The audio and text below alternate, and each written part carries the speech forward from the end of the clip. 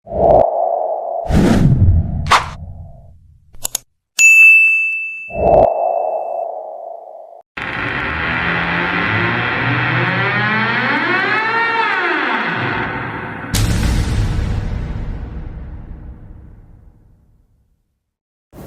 guys, balik lagi nih di channel Yanti Stories. Nah, seperti biasa, aku akan membawakan sebuah cerita horor lagi nih guys, di malam minggu yang berjudul Malam Pentas Seni.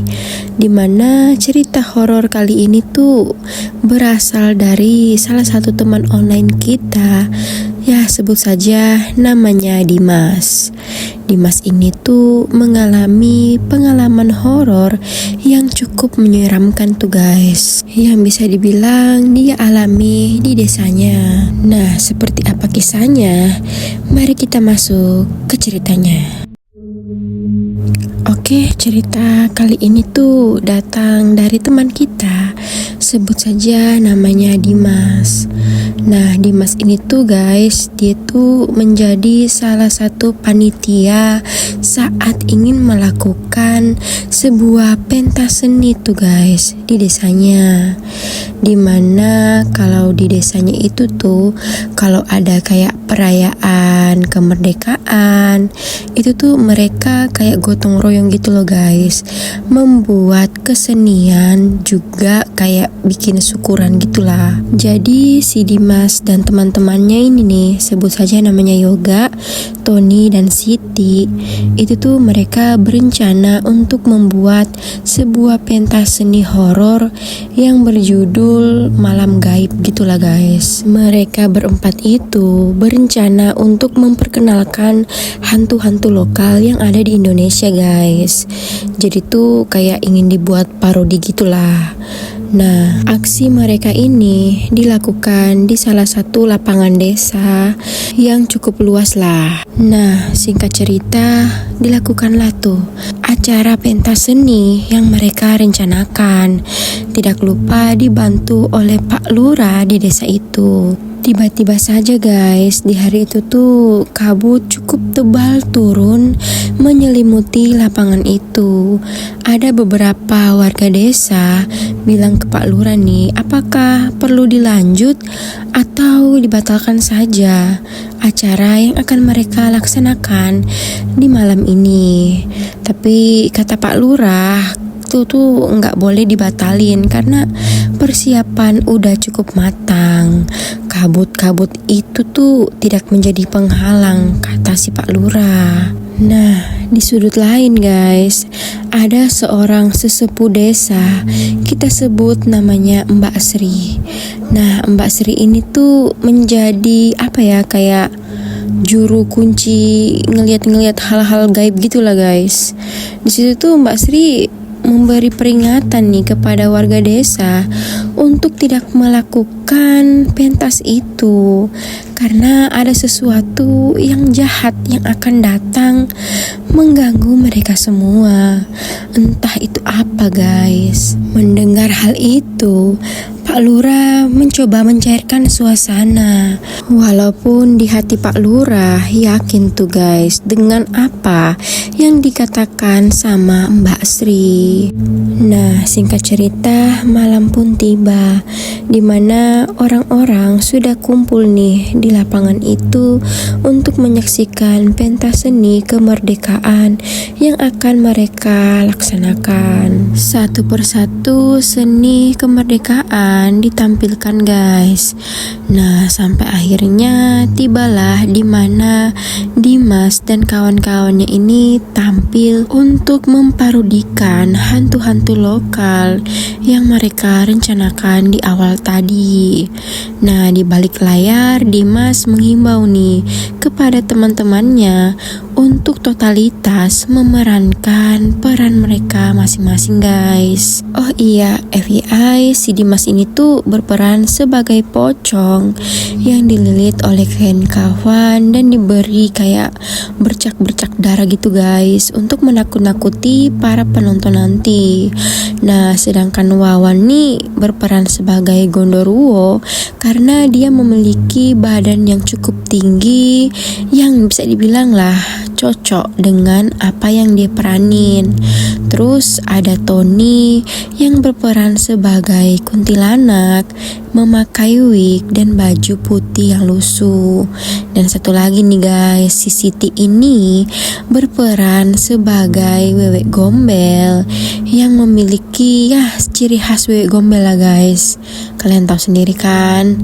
Nah, singkat cerita, tampillah nih mereka berempat di atas panggung itu, yang dimana dimulai dari kemunculan si Dimas sebagai sosok pocong di atas panggung itu guys. Saat Dimas muncul di atas panggung, awalnya para penonton mulai ketakutan guys, dan tiba-tiba Dimas nyeletuk nih. Aduh, aku loncat-loncat gini tuh kayak kangguru ya, susah amat. Nah, di situ tuh sontak nih para penonton jadi ketawa dan suasana pun mencair. Dan tidak lama dari itu muncullah nih lagi si Tony, Wawan, juga si Siti. Mereka juga memparodikan nih tentang hantu-hantu lokal yang ada di Indonesia guys. Mereka berempat berhasil nih menghibur para penonton di malam itu. Tapi tiba-tiba guys, angin berhembus sangat kencang. Terlihat di sudut panggung muncul sosok pocong yang kayak gimana ya guys ya, kayaknya tuh pocong ini asli gitu.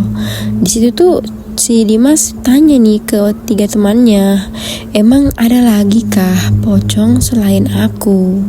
Nah, kata temannya nggak ada, karena emang cuma mereka empat nih yang dipercaya untuk memerankan hantu-hantu lokal Indonesia. Sosok pocong yang berdiri di samping panggung itu guys menatap tajam ke arah Dimas dan kawan-kawannya, dimana terlihat mata pocong itu tuh nggak ada guys, alias bolong. Bukan cuma itu, kain kafan yang digunakan oleh pocong itu tuh terlihat sangat lusuh, bahkan sudah menguning guys, dengan sisa-sisa darah yang berada di bagian tubuhnya. Seketika itu, Dimas dan kawan-kawannya terpaku karena ketakutan guys melihat sosok yang sudah berdiri tepat di hadapan mereka. Penonton pun riuh guys, melarikan diri dari lapangan itu sambil berdesak-desakan. Ditambah lagi, tiba-tiba lampu di atas panggung itu padam total yang membuat lapangan itu menjadi gelap gulita guys. Malam itu menjadi malam yang sangat mencekam buat warga desa dan mungkin tidak bisa dilupakan oleh mereka. Dan kalian tahu tidak guys, selain sosok pocong yang muncul, ternyata beberapa saat kemudian ada lagi sosok Gondoruo yang tiba-tiba muncul di atas panggung itu. Dan tidak lama dari itu terdengar suara cekikan seorang perempuan. Dan pasti kalian sudah bisa menebak guys, ya itu adalah sosok kuntilanak yang terbang nih di atas panggung itu, membuat seluruh warga semakin panik dan ketakutan, berhamburan tidak menentu arah guys. Saat itu tiba-tiba langit menjemburkan kilat yang sangat terang guys, menambah kesan horor di malam itu. Nah, saat itu tuh Pak Lurah berusaha menenangkan para warganya guys, tetapi tidak ada satu warga pun yang mendengar himbauan Pak Lurah saat itu. Nah, tiba-tiba dari sudut sana, di tengah kericuan itu, terdengar suara Mbak Sri yang bilang nih guys, kalau mereka sudah mengganggu makhluk-makhluk yang ada di sekitar situ.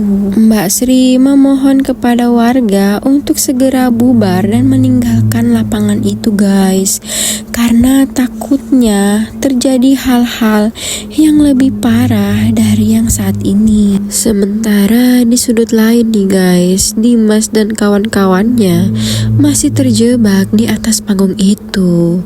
Tidak tahu kenapa kakinya si Siti dan Wawan itu tuh tidak bisa digerakkan guys, kayak berat aja gitu. Nah, si Dimas dan satu kawannya lagi nih berhasil lari nih turun dari panggung itu. Saat suasana tidak kondusif guys, Dimas tiba-tiba melihat satu anak kecil tuh. Nah, tuh anak tuh kayak aneh gitu guys. Tatapannya kosong, kayak tidak berjiwa. Anak itu berjalan mendekati panggung yang sudah terlihat sangat-sangat menyeramkan guys. Tetapi anak itu tuh dicegat oleh si Dimas, berusaha ditahan untuk tidak mendekati panggung itu. Kalian tahu anak itu ngomong apa guys? Nah, anak itu tuh kayak bilang kalau sosok di atas sana itu manggil dia.